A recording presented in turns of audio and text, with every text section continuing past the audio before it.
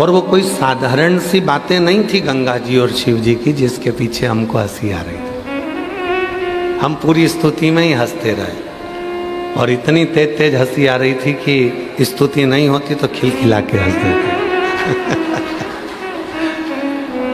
क्यों?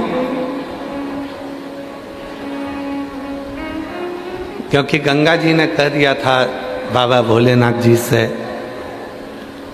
कि मैं भगवान विष्णु के चरणों में भी नहीं रही,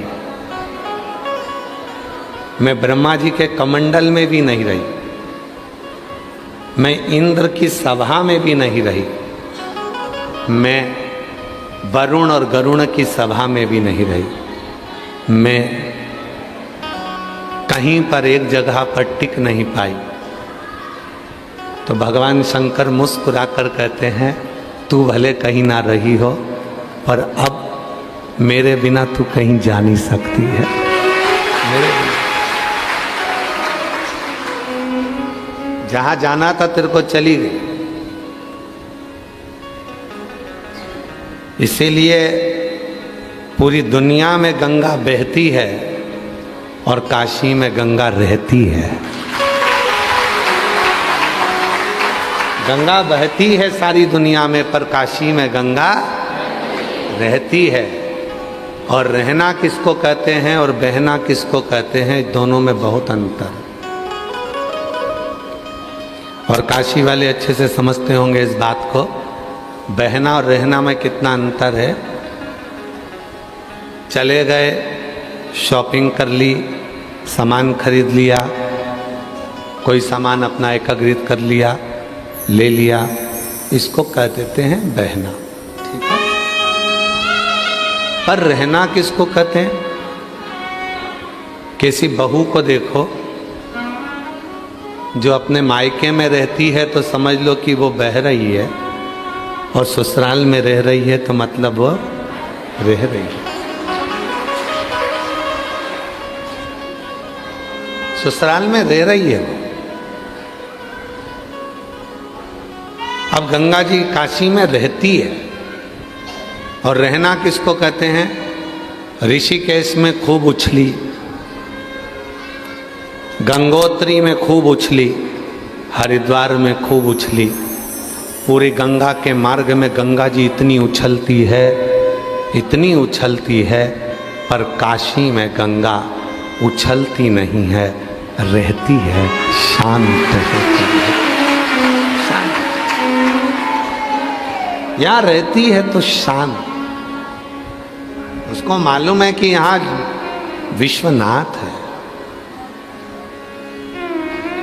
हर जगह पर गंगा जी का शोर नजर आता है पर काशी में गंगा शोर नहीं मचाती है।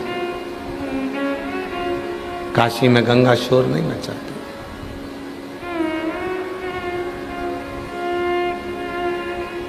एकदम बिना शोर के, बिना शोर रह गए। और इसी को रहना कहते हैं। आप 3 घंटे की कथा में 2.5 घंटा आपको कथा सुनने को मिलता है तो आप कथा में रहते हैं। और कथा में रहते हो इसलिए आप एकदम मौन हो जाते हो, शांत हो जाते हो, चुप हो जाते हो। आपको मालूम है कि अगर कथा में मौन होकर मैं अगर बैठूंगी और कुछ पाऊंगी तो वो मुझे 3 महीने के अंदर मेरी झोली में मेरा बाबा दे देगा। उसको मालूम।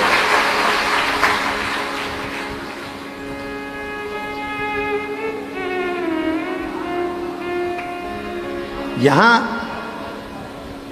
शोर की नगरी काशी नहीं है, गर्जना की नगरी काशी नहीं है, उत्पात करने की नगरी काशी नहीं है, विद्वत्ता की नगरी काशी है, विश्वास की नगरी काशी है, श्रद्धा की नगरी काशी है, भाव की नगरी काशी है, और परमात्मा से मिलन की नगरी काशी है। ये काशी परमात्मा से मिलन कराने वाली।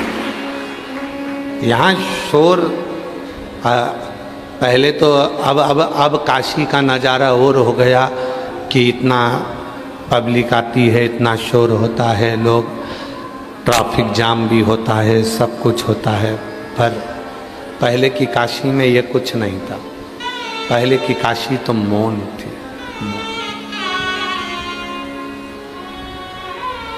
इसीलिए शायद सावन के महीने में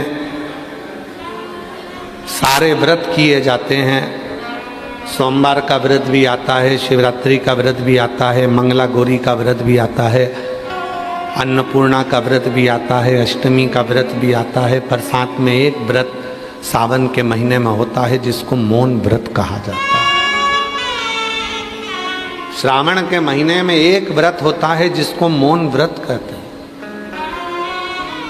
आप सबको मालूम होगा, शिव और शक्ति दोनों का अर्धनारीश्वर स्वरूप का जब दर्शन हुआ था, शिव महापुराण की कथा कहती है, तब ब्रह्मा जी मौन हो गए थे, क्योंकि ब्रह्मदेव से गलती हो गई थी बहुत। ब्रह्मा जी से इतनी गलती हो गई थी कि ब्रह्मा जी ने भगवान नारायण और भगवान शिव में भेद कर दिया था। और जब कोई हल नजर नहीं आया, कि ब्रह्मा जी ने सोच लिया कि ये मेरा कुछ हो नहीं सकता है, तब ब्रह्मदेव ने ये विचार कर लिया कि अब इसका कोई सार तत्व नजर नहीं आ सकता, तो अब मैं मौन हो जाता हूं। और ब्रह्मदेव मौन हो गए एकदम। और जैसे ही ब्रह्मा जी मौन हुए, भगवान शिव कृपा कर दिए, ब्रह्मा को वर दे दिया। श्रावण के महीने में जब मैं अपने ससुराल माता प्रसूति से सेवा ले रहा हूँगा, मेरी अर्धांगिनी सती मेरी सेवा कर रही होगी, समुद्र मंथन का विष मैंने पिया होगा और मेरी पार्वती मेरे को कावड़ चढ़ा रही होगी। उस श्रावण के महीने में संसार में रहने वाला यदि मनुष्य एक दिन भी, कुछ घंटों का भी यदि मौन व्रत धारण कर लेगा, शिव कहते हैं वो एक लोक नहीं, अनेक लोकों का सुख भोग कर परम लोक को प्राप्त करेंगे। परम। इसलिए श्रावण महीने में जितना कावड़ का महत्व है, श्रावण महीने में जितना कावड़ चढ़ाने का महत्व है, श्रावण के महीने में जितना 2 लोटा जल चढ़ाने का महत्व है, श्रावण के महीने में जितना शिव की अविरल भक्ति करने का महत्व है, उतना ही मौन रहने का महत्व है। पूरे महीने में एक दिन 2 घंटा, आधा घंटा, 15 मिनट, 20 मिनट, 1 घंटा, एक दिन, जितना भी हमसे बन सकता है उतना हमें मौन धारण करना चाहिए। एक दिन, हमें मालूम है पूरे दिन तो तुम मौन नहीं रह सकते, और पूरे महीने भी नहीं रह सकते, तो कम से कम एक दिन मौन रहना, चुप रहे, शांत।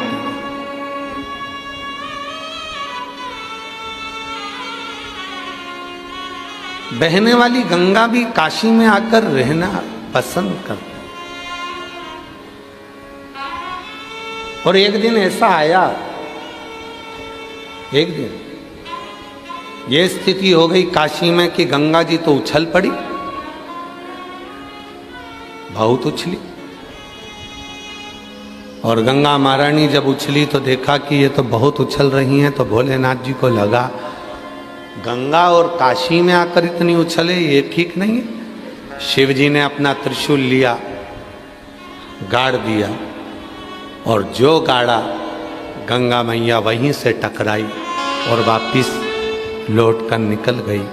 उस स्थान का नाम आज भी, उस स्थान को शूलकंठेश्वर महादेव के नाम से जाना जाता है।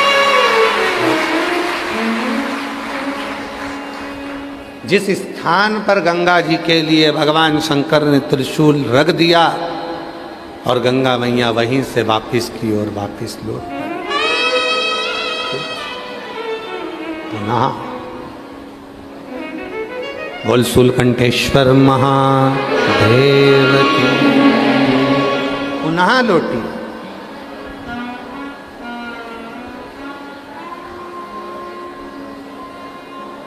उनको पहचानना, उनको जानना उनका स्मरण करना, उनकी भक्ति में डूबना। शिव जानते थे, भगवान शंकर के स्मरण में था कि गंगा अविरल बही है, उछली है, तो हो सकता है कि काशी में भी उछले, हो सकता है। पर उसको साधना, किसी ने खूब कहा, अच्छा सुंदर कहा है कि पानी और परमात्मा दोनों की याद प्यास लगने पर लगती है। पानी कब याद आता है? जब प्यास लगती है, बहुत प्यास लगे तो पानी की याद आती है। और परमात्मा की याद कब आती है? जब बहुत दुख हो। बहुत प्यास लगने पर पानी याद आता है और बहुत दुख आने पर परमात्मा याद आता है। कैसे भी मेरा शिव मेरे दुख को काट दे, कैसे। और लगन तुमसे लगा बेटे जो होगा,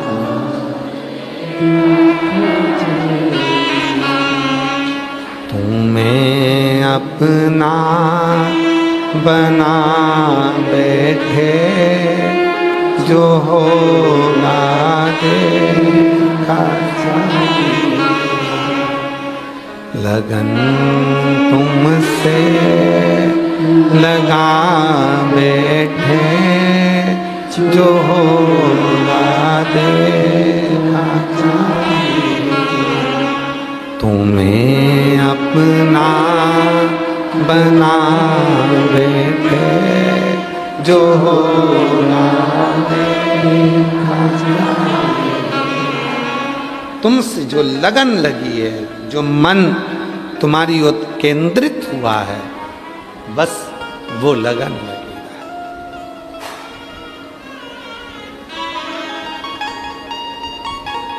सतयुग, त्रेतायुग, द्वापर, और अभी क्या चल रहा है? जम के तो बोलो, कलयुग। कलयुग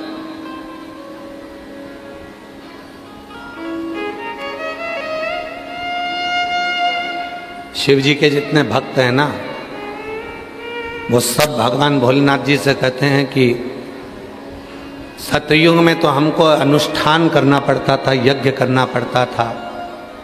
सतयुग में तो हमको यज्ञ अनुष्ठान करना पड़ता था, तब आप कृपा करते थे। त्रेता में तब साधना करना पड़ती थी, तब आप कृपा करते थे। द्वापर में यज्ञ करना पड़ता था, उपास करना पड़ता था, तब आप कृपा करते थे। जितने सतयुग के संत हैं, जितने त्रेता के साधु हैं, जितने द्वापर के महात्मा हैं, वो शिव जी से कहते हैं अब हमको कलयुग में नीचे भेज दो।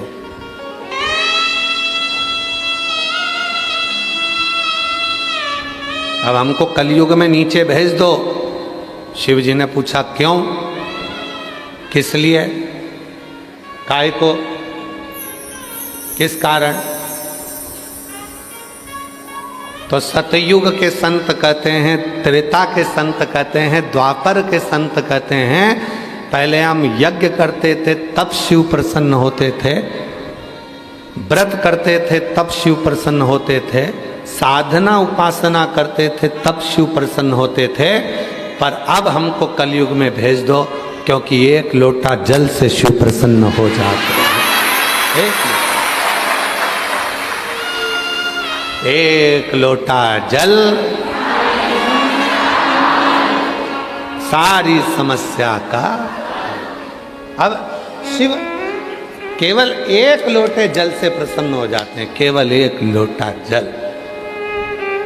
अब उस जल को चाहे तुम, कोई कहे कि ये गंदा नदी का पानी है, कोई कहे गटर का पानी है, कोई कहे कारपोरेशन का पानी है, कोई कहे नगर पालिका का पानी है, कोई कहे टंकी का पानी है, कोई कहे खड्डे का पानी है, कोई कहे तुम कुछ भी कहते रहो। शिव जी अगर पानी देखते होते तो तुमसे पानी मांगते ही नहीं। शिव जी अगर फूल देखते होते तो तुमसे फूल मांगते ही नहीं। शिव महापुराण में, स्कंद पुराण में, भविष्य पुराण में, अग्नि पुराण में, नर्मदा पुराण में, लिंग पुराण में, नारद पुराण में, ब्रह्मवैवर्त पुराण में, कूर्म पुराण में, मत्स्य पुराण में, विष्णु पुराण में, श्रीमद् भागवत पुराण में, जितनी पुराणे हैं और जितनी उनकी उप पुराण है, उसमें ये नहीं लिखा कि जल कहाँ का लेकर आना। उसमें तो ये लिखा, भाव से अगर तूने आंख के अश्रु भी चढ़ा दिए तो भी शिव स्वीकार कर लेगा, तो भी शिव स्वीकार कर। चलो जाने दो, अब एक कथा सुनो नरसिंह मेहता जी की। नानी बाई का मायरा सावरिया सेठ ने भरा था, पर सावरिया सेठ से मिलाने वाला नरसिंह जी को थे कौन? भगवान देव अधिदेव महादेव। जरा विचार करिए, थोड़ा संगीत सब थोड़ा शांति से रहे। सावरिया सेठ से शिव जी को मिलाने वाला कौन था? कौन? विचार करना जरा। बड़ी भाभी ने देवर को धक्के मार के निकाल दिया। नरसिंह मेहता जी रोते हुए कहाँ जाते तो बड़े भाई सारंगधर ने कह दिया कि वो टूटा हुआ शिव जी का मंदिर है, वहां चले जा। टूटे हुए शिव जी के मंदिर में भेज दिया और टूटे हुए शिव जी के मंदिर में नरसिंह जी चले गए। ना लोटा था, ना जल था, ना फूल था, ना पत्र था, ना भोग था, ना भोजन था, कुछ कुछ। क्या करा नरसिंह जी ने? पूरी रात नरसिंह जी शिवलिंग को गले लगाकर रोते रहे। पूरी रात नरसिंह जी शिवलिंग को गले लगाकर रोते रहे, पूरी रात। सुबह ब्रह्म मुहूर्त में भगवान शंकर ने नरसिंह जी को नंदी पर बिठाया और सांवरिया सेठ का दर्शन कराने के लिए गौलोक धाम ले गए।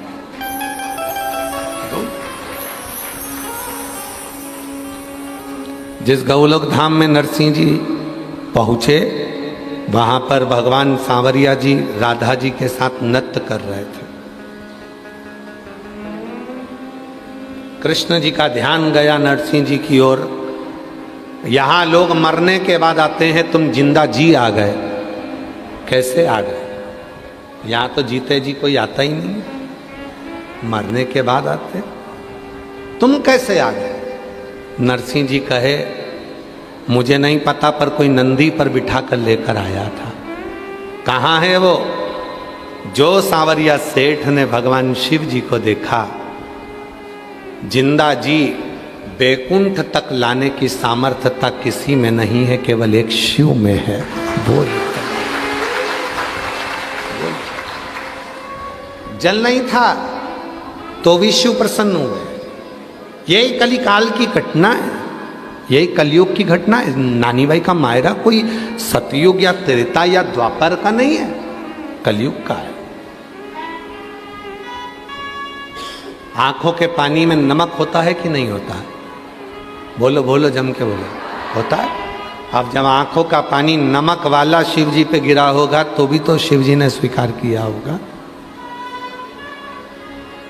अब दुनिया के लोग कहते हैं पानी शुद्ध रखो,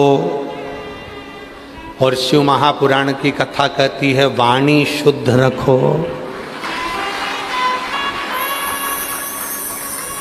दुनिया के लोग कहते हैं फूल शुद्ध रखो।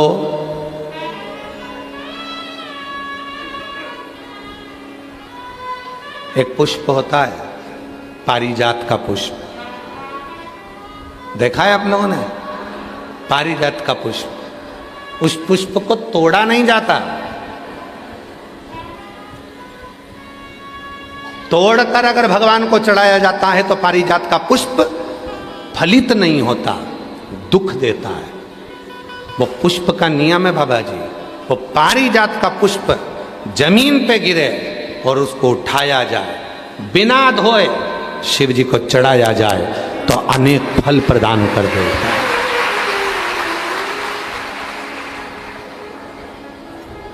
बिना धोए। और आज भी प्रमाण है महाराज जी, आज भी हमारे सनातन धर्म में प्रमाण है, जिस पुष्प को पानी में धोकर भगवान को चढ़ाया जाता है वो फूल भगवान स्वीकार नहीं करते। आज भी नियम है वकील साहब, आज भी नियम है। जिस फूल को अगर पेड़ से तोड़ा, पानी में धोया, उसके बाद भगवान को चढ़ाया तो भगवान उसको स्वीकार नहीं करते। ये रीते आज भी फूल से टूटा और टूटने के बाद भगवान को चढ़ा दिया, वो स्वीकार। कई माताओं की आदत रहती है पानी के लोटे में, पानी की बाल्टी में फूल तोड़कर डाल लेती हैं, मंदिर जाती हैं, फूल चढ़ा देती हैं, उसी का पानी भगवान को चढ़ा देती हैं, पानी में ही फूल पड़ा रहता है, भगवान को चढ़ा रही हैं। कई लोगों की आदत रहती है, वो सोचते हैं कि हम जा तो रहे हैं, फूल अलग से कहाँ ले जाएंगे, पानी के लोटे में, पानी की बाल्टी में फूल डाल लिए, तोड़ तोड़ कर पानी की बाल्टी में फूल डाले और शिव जी को जाकर चढ़ा दिए। शिव स्वीकार नहीं करता। पूरी पुराण को उठाकर देखना, कहीं नहीं लिखा कि फूल को धोकर शिव को चढ़ाना। यहाँ तक लिख दिया कि पारिजात का यदि फूल, और ये पारिजात का फूल कब आया था? अभी अभी हमने कथा में वर्णन किया था, सीहोर की कथा में, सीहोर की कथा में वर्णन किया था, आप लोगों ने सुना होगा। दुर्वासा बाबा आ गए थे अयोध्या में भोजन करने के लिए। अभी कथा में बोला था, हाँ आप लोगों ने में से किसी न किसी ने सुना होगा। दुर्वासा ऋषि आए अयोध्या, भगवान श्री राम जी, भरत जी, शत्रुघ्न जी, लक्ष्मण जी सब ने आओ भगत करी। माँ जानकी जी ने भी प्रणाम करा और राम जी ने कह दिया कि प्रभु भोजन करना है आपको अयोध्या में। तो उन्होंने कह दिया था भोजन तो करूँगा पर शर्त एक है, भोजन बनाने में अग्नि का प्रयोग ना हो, भोजन बनाने में जल का प्रयोग ना हो और भोजन बनाने में धेनु का प्रयोग ना हो। कोई दूध, कोई घी, कोई दही, कोई वस्तु गाय की होना नहीं चाहिए। धेनु का प्रयोग भी ना हो, सुनो, अग्नि का प्रयोग भी ना हो और जल का प्रयोग भी ना हो। अब हम चतुर्वेदी जी और अंबाला वाले आप दोनों की धर्म पत्नियों से कह दें कि बिना अग्नि का भोजन बनाना, बिना पानी का भोजन बनाना और बिना धेनु का भोजन बनाना बन सकता है? तो जीजी बोलेगी कि नहीं बन सकता। बेटी बनेगा ही नहीं। आप में से कितने लोग हैं जो बिना पानी का भोजन बना सकते हैं, बिना अग्नि का भोजन बना सकते हैं, बिना धेनु का भोजन बना सकते हैं, बिना घी तेल का? और राम जी से क्या कह रहे हैं दुर्वासा जी कि मुझे अगर भोजन कराना है तो बिना अग्नि का, बिना पानी का और बिना धेनु का। और दूसरा, मैं सरयू जी का स्नान कर कर आऊँगा और भगवान शिव की पूजन करूँगा, तो मुझे वो पुष्प ला कर देना जिस पुष्प को अयोध्या और संसार के लोगों ने कभी नहीं देखा हो, कभी नहीं देखा हो। ऐसा पुष्प मुझे चाहिए अयोध्या में शिव जी की पूजन के लिए। दुर्वासा जी ने ये डिमांड रख दी। वो तो भगवान को धन्यवाद देना कि सीहोर वाला बाबा डिमांड नहीं रखता। दुर्वासा जी ने डिमांड रखी कि अग्नि में बना हुआ भोजन नहीं चाहिए, पानी से बना हुआ भोजन नहीं चाहिए, धेनु से निर्मित भोजन नहीं चाहिए, और वो फूल शिव जी की पूजन में चाहिए जो पूरी दुनिया ने ना देखा हो, पृथ्वी पर किसी ने नहीं देखा, वो फूल चाहिए, वो पुष्प।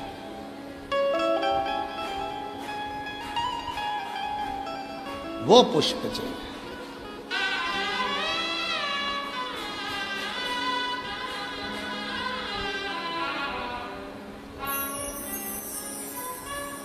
बहुत अच्छा है जो सीहोर वाला बाबा ज्यादा डिमांड नहीं रखता। ये जितने लोग सोशल मीडिया पे बोलते हैं ना कि बाबा इतनी डिमांड, बाबा इतनी डिमांड, तो ये तो छोटी मोटी है। भारी डिमांड होना चाहिए, हल्के फुल्के थोड़ी ना है। विश्वनाथ जी के बेटे हैं, शिव के पुत्र हैं, कोई छोटे मोटे। अब राम जी चिंता में पड़ गए। राम जी के समझ में नहीं आया कि मैं ऐसा भोजन, सीता जी से पूछा तुम बना दोगी? सीता जी बोली बिना आगी के और बिना पानी के, बिना घी तेल के कोई भोजन बनेगा? पूरे अयोध्या में दिखवाया ऐसा कोई फूल जिसको किसी ने नहीं देखा हो। बाबा वशिष्ठ के पास गुरु जी ने कह दिया एक पत्र लिखो, इंद्र के लिए छोड़ दो। उस पत्र में लिखना 2 वृक्ष भेज दो,